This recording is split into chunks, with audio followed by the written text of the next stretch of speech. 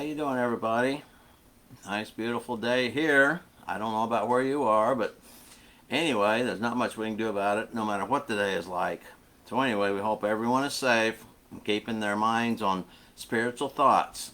That's what I hope to accomplish through these lessons, is to help us have these spiritual thoughts in our minds. The title of the lesson is In Case You Missed It. And this is talking about the end of the world. And if you want to get your Bibles out and look at 2 Peter chapter 3, we're going to read several verses from that. But remember back in 2012, everybody was all in uproar because the Mayan calendar predicted the earth was going to end on Friday on December the 22nd. And everybody was afraid. They were waiting for it to happen. Then all of a sudden, nothing. Things continue on. It didn't happen. And sometimes the news media gets a hold of certain people who give this hyped up thing that, well, the earth's going to end, or we're all going to die, or something like that. And they just hype things up just to get recognition and get people to watch them. But when it comes to the end of the world, it should be no surprise that mankind has been predicting the end of the world for many years. I mean, a long time ago, over 100 years ago, people were making predictions about the end of the world. You know, the Jehovah's Witnesses, they started off, their first prediction was for 1909. It didn't happen, so then they made an adjustment and said the end of the world was going to be 1914. That didn't happen. Then they adjusted it to 1919, and they've been adjusting it ever since. And then, of course, every now and then somebody comes along and says, well, the end of the world is coming. So what did you talk people do? Of course, we'll see what happens there. Mankind's predicted the end of the world for generations. And so far, and you can check me on this if you want to, do a facts check. So far, every prediction by man of the end of the world has failed. Now, I wonder why. Well, it's very simple. Because God is the one who's going to decide when it's all going to end. So you compare their record, which is all complete, utter failure, and then you look at the record of God. God has never failed in any of his predictions. God has never failed in any of his promises. And so when God says the end of the world is coming, we better believe it. Now, when's it going to happen? Well, we'll talk about that. Why do we still listen to men when they're predicting these things that don't come true? You know, in the days of Moses, they said the sign of a true prophet of God would be if his prediction comes true. All these people who claim to be prophets of God, they basically have told these people the world is going to end. So what do? Well, you sell all your farms, you sell all your houses, you sell all your possessions.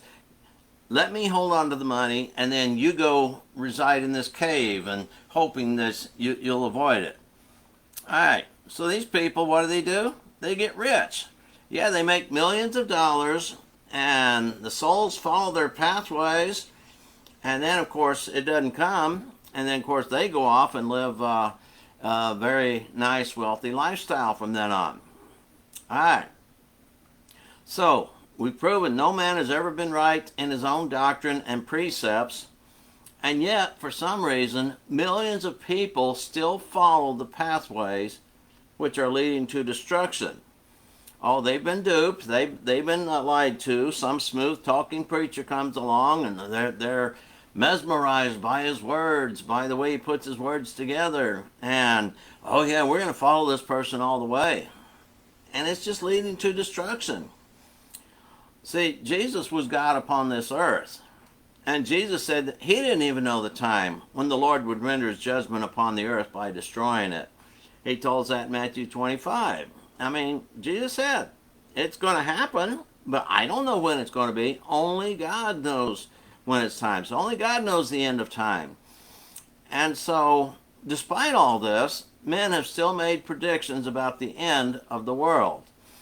And when the time came and went, well, what happened? Well, if they've been making it known publicly, well, then the newscasters, they follow up. What happened? Why didn't it end?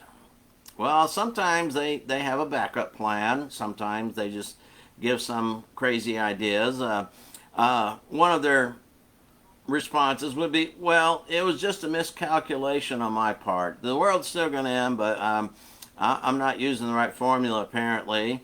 Or another one might say, well, enough people prayed that God wouldn't end it, so God changed his mind. And then one that I remember from several years ago is they said, well, the earth did end, you just missed it. I mean, think about that. The earth did end, and you just missed it. See, there's a doctrine circling around these days called the AD 70 doctrine, or eschatology, realized eschatology, where they're saying Jesus Christ came back in 70 AD, and so basically we don't exist anymore because everything was going to end when Christ came back, and so they're saying Christ came back, and that really makes no sense to me at all.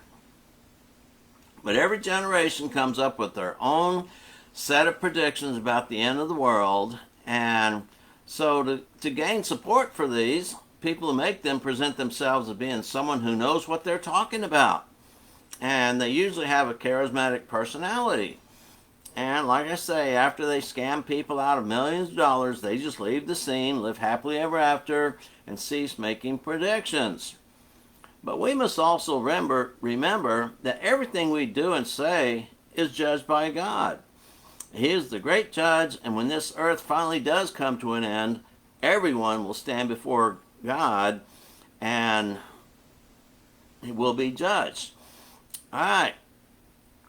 So we just remember the evidence of God's promises and predictions guarantee that things will be just as God has said they would be. We look at all of his prophecies, all of his predictions from the Old Testament. Every one of them, practically every one of them, has come true. Many of them were found evidence and came true in the person of Jesus Christ. A lot of some predictions were talking about the church, which the church does still exist today. And a few occasions talked about the end of the world, when we would all be judged by God. And so that was in the Old Testament. The New Testament telling us, yes, there's a day coming which the Lord will judge the world in righteousness through Jesus Christ, whom he raised from the dead. So the end of the world, if you look at 1 Peter or 2 Peter 3, and verse 11, he says the earth is going to be burned up. And so I think that's verse 10. But anyway, the earth is going to be burned up, and it's going to be the end of the world. The elements will melt with fervent heat. In other words, it's going to be a total wipeout.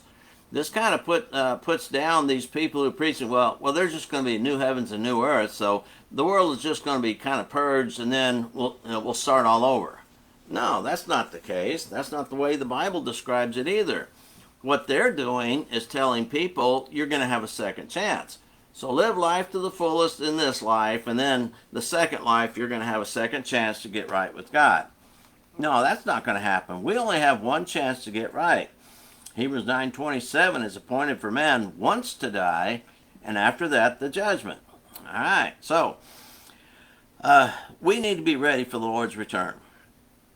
And so we don't know when the time is going to be, and so we understand this. In verse 11, since all these things are to be destroyed in this way, what sort of people ought you to be in holy conduct and godliness? I mean, Peter was telling them, we don't know when the earth is going to be, so we better be in a right condition with God all the time. And we need to do that. Our behavior needs to be exemplary as far as our example we show to people of the world who are non-believers. And so we're to live that way. We're to follow the example of Jesus and do those things that he taught us to do. And so we must pay attention. What kind of person am I? So what sort of person ought you to be, knowing that at any moment God will decide it is time for this world to end? Like I say, we don't know when that's going to be. And we can't say it's going to be morning or evening, because when the world ends, it's going to be totally wiped out completely. And it may be morning in some part of the world, it may be evening in another part of the world, and the dead of night in another. And so it's going to happen. We know the scripture says it's going to happen. And every eye will see Jesus descending and coming to gather up his righteous ones and those out of the graves and take them to a place of safety. So, no person or culture or religion can predict the end of the world. Now, if you look at 2 Peter 3:12, it tells us we should be looking for and hastening the coming of the day of God.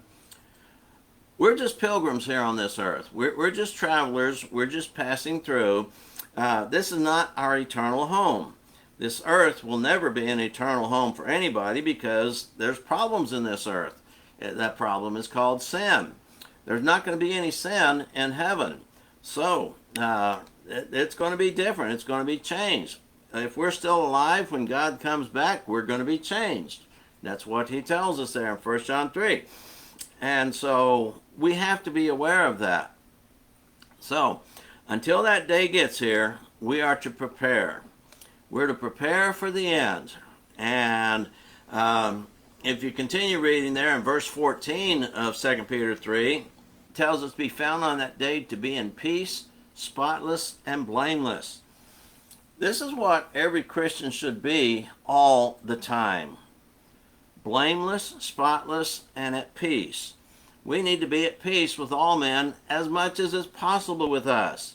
We try and be nice to people. If they don't want to be nice, let them go.